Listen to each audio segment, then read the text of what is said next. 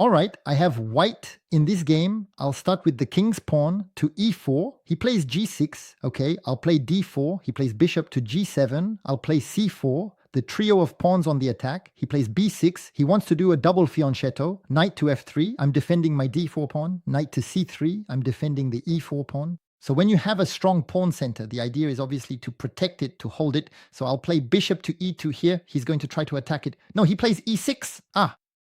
That's funny. Do you know what he's doing? The Ruiz method or the hippopotamus defense, depending on what you want to call it. The idea is to place the two knights on d7 and e7 and have these two bishops here on b7 and g7.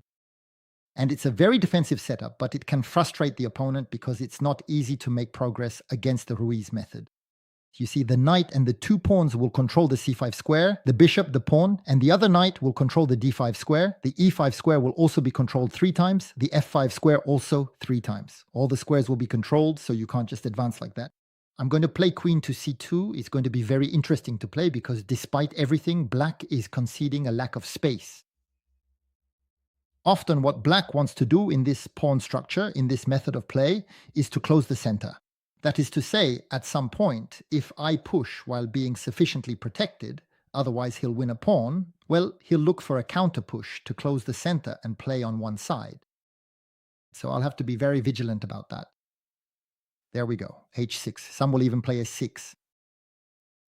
Well, I'll put the bishop on e3. I might even face a6. He's really in his system, you see, with knight to d7. I'll play b4. He might play a6 against me. I'll play a4. I'm going to put as many pawns as possible here to have maximum space. And I usually play the pawn to a5 to create tension here. In case of a capture, I'll retake with the rook and target the a6 pawn. He plays f5. What is he threatening for now? The pawn is sufficiently defended. He's not threatening anything. But if I take, the knight can take, attacking my bishop. That could be a bit annoying. So for now, I'm not going to react too much. I'll play a5. So this push has weakened e6 nonetheless. If at some point I have a knight that can attack this pawn, that would be really great. He plays b5, but he's going to lose his b5 pawn here. Does he want to counterattack on e4, actually? Pawn takes, pawn takes. If I take with the knight, he'll take on e4, but I can take with the bishop. So I'll do pawn takes, and I'll retake with the bishop, and my e4 pawn is sufficiently defended. Now his knight is pinned. I'd need to get a knight to d4 to attack e6, but it's complicated because even if I advance the pawn, that square will be controlled by the bishop. Now, in my opinion, he won't want to give up his dark squared bishop anyway, so it could be interesting. He takes on e4, so I didn't quite see what he wanted to do there. I retake on e4, bishop takes, queen takes, and I'll be attacking e6, by the way. He plays d5, so that's actually quite bad, because he's completely boxing himself in. I'm going to play knight to c5. I'll attack the knight here twice, and I'll attack e6 because he's going to play c6, but then there's knight takes e6. That's what I wanted to do, attack the queen and the bishop on g7. So knight to c5. Look, I'm attacking twice here, and I'm attacking the e6 pawn. And watch out, if his e7 knight isn't there, I'm also attacking g6. And now his hippopotamus system, or Ruiz method, is completely falling apart. He plays bishop to c6. But I'm going to play knight takes e6. I'll attack his queen, his bishop, and I'll free my queen to attack his bishop on c6 twice. It's a catastrophe. Everything is collapsing in his position. And what's more, on bishop takes, knight takes, I don't even have to take back his knight. I can go and take g6 too, you know. Everything is looking good. He plays queen b8. All right, I'm going to take once on c6. And here I can take back with the queen, but I must admit I'm mostly interested in queen takes g6. He moves to e7. Queen takes g7 check. He comes to take the knight. And I find that his king is very exposed. I can put a rook on the e-file and prepare a move for the bishop so that my rook attacks his king. I might do it like that, yeah. I have knight takes bishop, which is also very good. Knight takes bishop check, he might move, but I play queen takes knight. If he takes, I play queen takes knight check. Anyway, everything is good. It's actually the most effective, I think, but I'm going to play queen takes g6. I want to go for that. Now he's forced to move to e7, so I don't really know why he's thinking. And afterwards I can play knight takes g7 or queen takes g7 check. You see, I'm interested in queen takes g7 check. I know he'll take the knight. But I find that his king is very exposed. If I play rook to e1, as soon as my bishop moves, it creates discovered attack threats and mate threats. But anyway, knight takes bishop is good too. I have knight f5 check afterwards, you know. Let's go with knight takes bishop. I even have queen takes knight as always. On the other hand, I don't see any direct mate threat. Well, he's motivated anyway, because he keeps playing even though his camp is being plundered. I have an extra piece, extra pawns. He has a very, very weak king. He plays knight f8, he attacks my queen. But queen takes knight, right? Taking all the pieces. As I usually say, he's losing more pieces than if he were playing with Legos. But that's it, he just resigned. My opponent starts with the pawn to d4, I'm going to play d5. For now, symmetry. He plays bishop f4, he's bringing out a London system. Well, against the London system, I like to play the pawn to c5. Right away, I involve the c-pawn in the fight for the d4 square. He plays e3, and here I like to take because I'm changing the structure. I'm creating a pawn structure called the Carlsbad structure. I get the semi-open c-file, he gets the semi-open e-file. And here I play knight c6 to attack the d4 pawn. He plays knight c3 and attacks my d5 pawn. It's defended, but watch out for the move knight b5. That's the real threat with the possible fork on c7. So I'm going to play the pawn to a 6 to hold back the arrival of the knight on b5. And on knight f3, that's what happens. I bring out my bishop to g4, then I play e6, and probably bishop d6. Then knight f6 or knight e7, but we'll talk about that later. He plays h3. So if I take, I no longer have a white square bishop, but I'm still interested. Why? Because if I take, I lose my white squared bishop, but I have an extra piece to fight on the black squares. Because his light squared bishop can't fight on the dark squares, but my two knights can fight on both colors. So what I'm going to do is take his bishop of white squares because I've identified a weakness on his black squares. It's the pawn on d4. Since he has the knight on c3, he can't play pawn to c3 himself. So I'll immediately play bishop d6, offering to exchange bishops of dark squares to break his bishop pair, and I'll look to develop my knight to e7 then f5 to double the attacks on the d4 pawn, and maybe even queen b6 to triple the attacks while also attacking the b2 pawn. You see, trying to wage total war on the dark squares while making sure he can't really use his light squares. He just played queen d2, so I won't take right away. I'll play knight to a7. He's keeping the uncertainty regarding kingside castling or queenside castling. He plays pawn to a3, and I'll do kingside castling. I'll let him do queenside castling if he wants. He plays h4 for now. He's not castling. And so knight to f5, double attack on the d4 pawn. And now he'll have to make a decision regarding the attack on his dark squares. And you see his bishop of white squares isn't playing for now. So why did he play pawn to h4? He certainly wants to start a fight on the king side because I've revealed my king's location by castling. Whereas for him, I don't know where he's going yet. He plays knight e2 to defend the d4 pawn. So now I'm looking at bishop takes, and on queen takes, for example, or even knight takes, queen b6. So on bishop takes, knight takes, queen b6, he can play c3 to consolidate his dark squares and laterally defend the b2 pawn with his queen on d2. So that's a bit annoying though. But on bishop takes, he can't retake with the knight because he loses the d4 pawn. So he'll have to retake with the queen. And now queen b6 attacks the dark squares. I'm attacking b2 and attacking d4 3 times. Now careful, because he could play bishop takes d5 with the idea that on the recapture, he takes my knight. But if he plays bishop takes d5, I don't have to retake. First, the d4 pawn is still in danger, but I can take the b2 pawn. I also need to look at queen a5 check. There are quite a few things to consider. I'm not forced, obviously, to retake his bishop. He plays c3, so then queen takes b2, which weakens the a3 pawn and the c3 pawn. He does castling so that the two rooks are connected, and he wants to play rook b1 to counterattack on the b file and take my b7 pawn. That's his idea anyway. So, we'll probably just retreat here in this position for now. It's not easy to retreat because on queen b6, he can play rook b1, and I can't go to c7 because of his queen. I'd have to go to a7, but I can do it anyway. So I'm going back to b6. He's attacking me. I'll go to a7. Afterwards, I can easily play Queen b8. On queen takes, rook takes, the b pawn is protected. I can even play b5 later. Here, you have to understand that I'm reorganizing defensively because I've won a pawn, so I need to hold the position. Now, he plays h5, he could play h6, but the knight takes, so there's no real problem, and I play queen b8. He's going to play queen g4, I think. Queen g4 to threaten h6, but no, there will always be knight takes, actually. So there's no problem with that. So I'm going to put my queen on c7, reconnect my rooks. He plays h6, knight takes h6. His queen is under attack. So apparently he never imagined I could take with the knight. So obviously that's a big mistake on his part because he gave me the b2 pawn, but now he's giving me the h pawn. So in this position, I have 2 extra pawns, but for now I don't have a majority with passed pawns yet, so I'll have to work on that. But there's a weakened pawn structure, especially on the c file. The knight protects it, but still, the c3 pawn is a weakened pawn, exposed on an open file. As soon as I move the knight, that pawn will be under attack anyway. He moves to g5. I'll try to calm him down. Try to offer a queen exchange, but if I play queen e7, he exchanges queens, and then I lose the b7 pawn. On the other hand, I can play queen d8. On the queen exchange, the knight takes, protecting the b7 pawn. But it's a bit passive, though. But I'm 2 pawns up.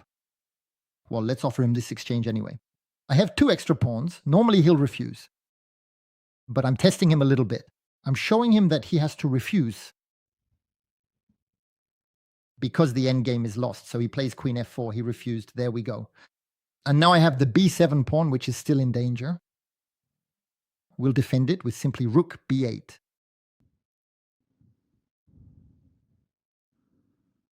He plays g4. He'll want to play g5, but the knight will come to f5. There's not much of a problem with that. And I can still offer a queen exchange with queen f6, but he'll enter my camp. He'll enter d6 or c7. Oh no, the bishop is hanging. So that's interesting, queen f6. So here I'm trying to calm him down. I'm 2 pawns up. I just want to go into the endgame. He refuses, and now he's preparing g5, the fork. If I play queen g6, maybe knight f4 will attack my queen, but my queen can then enter c2, maybe rook c1. It's a bit tricky, though. Now, if my queen isn't there and he plays g5, it's okay. Knight f5, we attack his queen.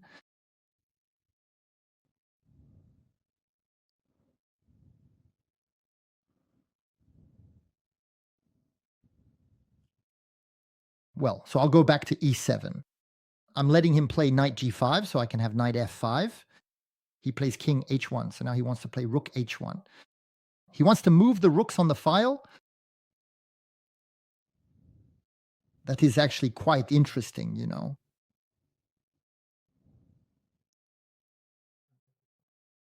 And I don't have much time left, so luckily there's an increment, but there's not much time left in the position.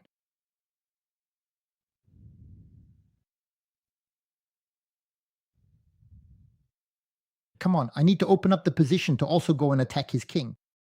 I'm playing e5. I know I'll lose d5, but I have captures on d4. I'm trying to open the position. Plus, he has to watch his knight once his bishop is gone. This could be interesting. I'm trying to find counterplay elsewhere. Opening the position to get back at his king. He plays the rook here, but then the pawn push and the bishop is trapped. On the g5 push, remember, there's still knight f5 attacking his queen. And I can even take on f3 with check. So I take on f3 with check. He put the rook there anyway to create a face-off with my queen. I'm going to play queen g5 here. I'm threatening queen takes g4 check, queen takes, knight takes. I'm trading an extra piece, extra pawns, so I can always look for piece trades. He comes to f4, and so we force the trades. All right, I know I'm losing the d5 pawn, but with an extra piece, everything's fine. And so we're going to offer trades again by going to f6.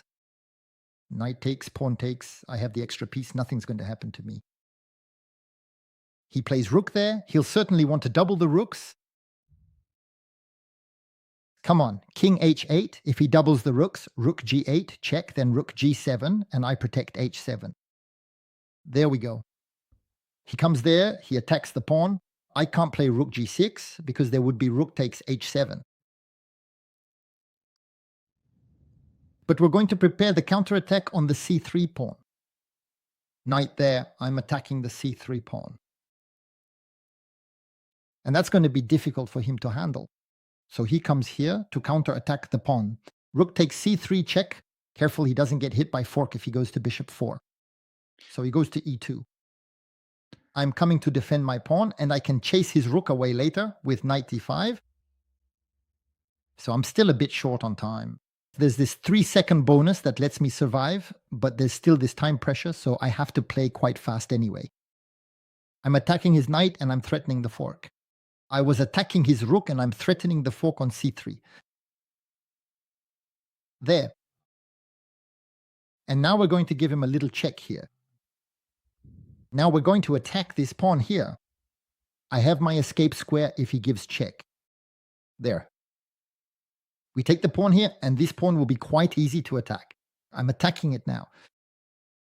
He advances, I go behind. So if he gives a rook check, king takes, and if he advances, I can take with the rook. It was important that I got behind it. Then I'll double the rooks and eliminate his pawn.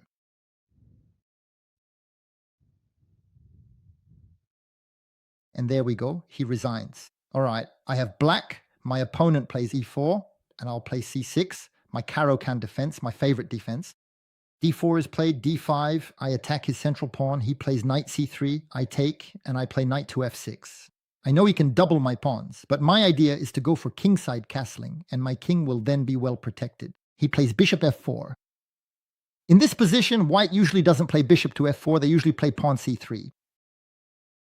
So I play bishop d6, but here bishop d6 would allow for an exchange of pieces, and I don't really want to exchange pieces. So I'm going to play bishop e7. I don't want to exchange pieces too much because endgames aren't very good for me.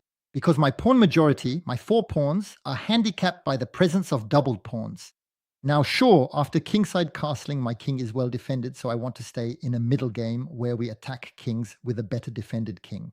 But I don't want to go into an endgame where he'll have a healthy majority of 4 pawns against 3 that could create a passed pawn, while I couldn't because of the 2 pawns blocked by just 1. So he plays queen d2, but anyway, my opponent wants to go for queenside castling. Well, we'll let him go for queenside castling. We won't panic him. So I don't play bishop e6 right away, but he plays bishop d3. Now I'm going to play bishop e6. And now we'll see, will he go for kingside castling or queenside castling? I don't know.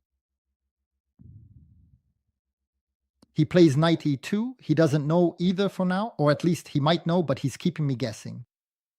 And here we can play knight d7. Often it's knight d7, rook e8, knight f8, knight g6. But I like knight to a6. I know he can give up the bishop of white squares, give up the pair of bishops to break my pawn structure. But he won't have the bishop of white squares anymore, so he'd have to fight against my bishop of white squares, so he doesn't do it. But by not doing it, it lets my knight take another path and get back into the game via knight c7, knight d5, which will end up attacking his bishop here, by the way. His rook is having trouble moving because the pawn on a 2 is hanging, and that's also why he's not doing queenside castling either. He plays queen c2, and now he's attacking the h7 pawn twice. I can play g6 to consolidate. I can play h6 as well. I'll have to watch out for sacrifices. You see on h6, maybe he could even play queen d2. I couldn't go to h7 because of his bishop, and he'll threaten captures on h6. I don't think it's losing for me, but it could be dangerous. But there's a move that might surprise you, but h5 exists. It often exists. h5, and I'm going to play it. On bishop h7, king to h8, and if he decides to do kingside castling, my h-pawn can help me attack his castle position. It might seem a bit surprising, but I'll leave these 3 protection pawns and use this one as a battering ram to attack his kingside castling. But he doesn't have to do kingside castling. He can still do queenside castling. But queenside castling means bishop takes a 2. And if he plays b3 to trap me, bishop a3 check, I don't know, we'll have to see. So now he plays h4. And he doesn't want castling, so I'm going to start getting a bit active. Knight d5, I'm questioning his bishop. On the c4 push, I'd have knight b4, bishop takes back check. And I'll play rook e8, putting a rook opposite his king to start telling him, well, if you linger too long with your king in the center on this open file, at some point something's going to happen to you. And he does queenside castling. So now I have to go attack his castled king. It's going to be an opposite side castling attack. It's going to be very bloody now. He has some assets. Since I have the h5 pawn, he might try to play f3, g4 to create a lever and open the file. He has the bishops pointing with the queen toward my kings. But I also have the bishops pointing toward his castled king and my knight, but I'm going to have to strike. So how do I strike? b5, and after b4, he can counter push with c4. My knight doesn't have a very good square, not a very good square at all. Sometimes you have to look at b3 to attack his queen. On pawn takes, my knight will have the b4 square supported by the bishop.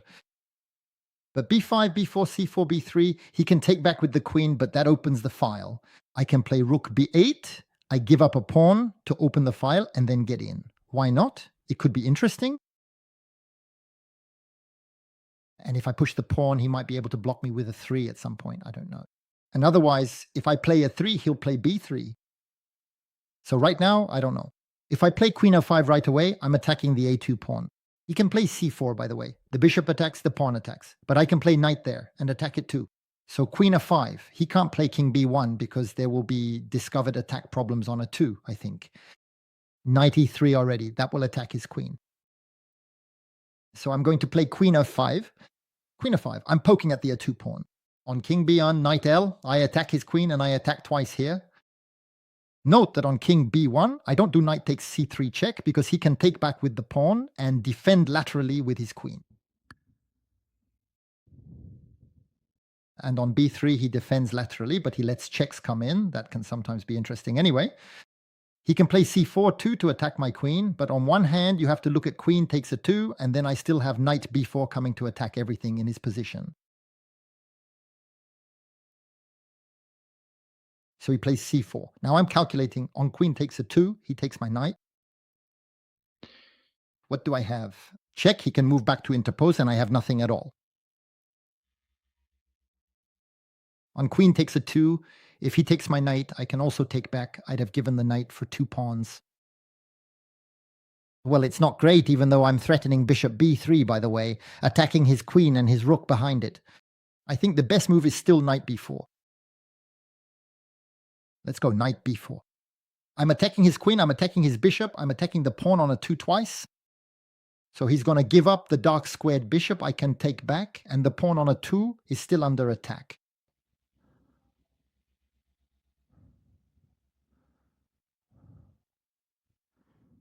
You see, he was an aggressive player. He wanted to attack me by castling on opposite sides and attacking my king. But in these cases, you have to take the initiative. You have to be the first to attack.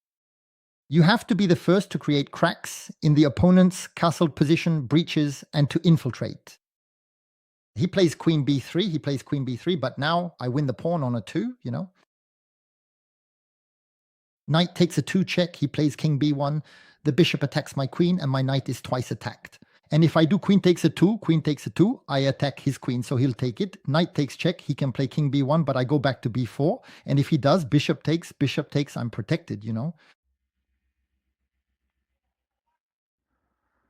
Do I have another move? I have knight takes bishop check, queen takes, and queen takes a 2 after. With this double attack on c2, that's even better, actually, you know.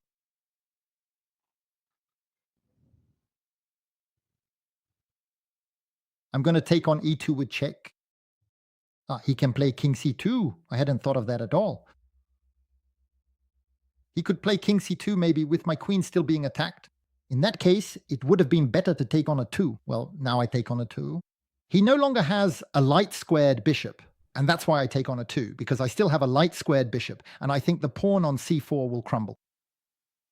I want to open the light squares to attack his king. Besides, if this pawn advances, it closes my dark squared bishop. But after bishop b3, I'm already threatening queen a 1 mate. Well, it's not mate. No, that's not true. He could bring the queen back, but queen exchange, and then he has a problem with the knight on e2. But the knight just moved. It's attacking my queen, you know. So on queen check, he can bring it back, but then I can take on c4, actually, you know. And now I'm going to take on c4 with the queen because I'm not afraid of the queen exchange. I've won 2 pawns. My assault against his king allowed me to win 2 pawns. I don't need to lead an assault that mates. I win 2 pawns. I offer the queen exchange. We transition into the end game, and I'm the one who's going to win the end game with 2 extra pawns. I have a better chance than him of making a new queen. So he should normally decline the exchange of queens. But declining the queen exchange means leaving my queen here near his own king. So he declines, he goes there. And so I'm going to play. What am I going to play? I don't have much time left, by the way.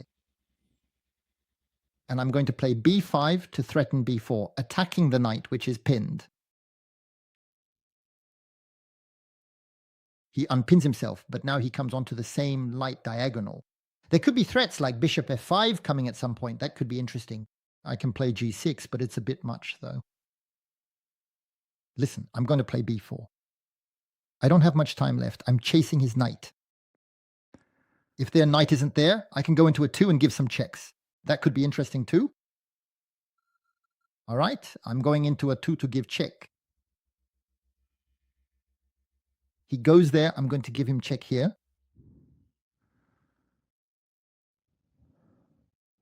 He goes there. I'm going to give him check here. As soon as my bishop moves, it'll attack his rook and his knight. My bishop moves, his queen and his knight are under attack. I still have checks that can come at any moment. He takes here. All right, I take. His knight can take my bishop, but rook here. We're not far from mate. We're going to get the mate.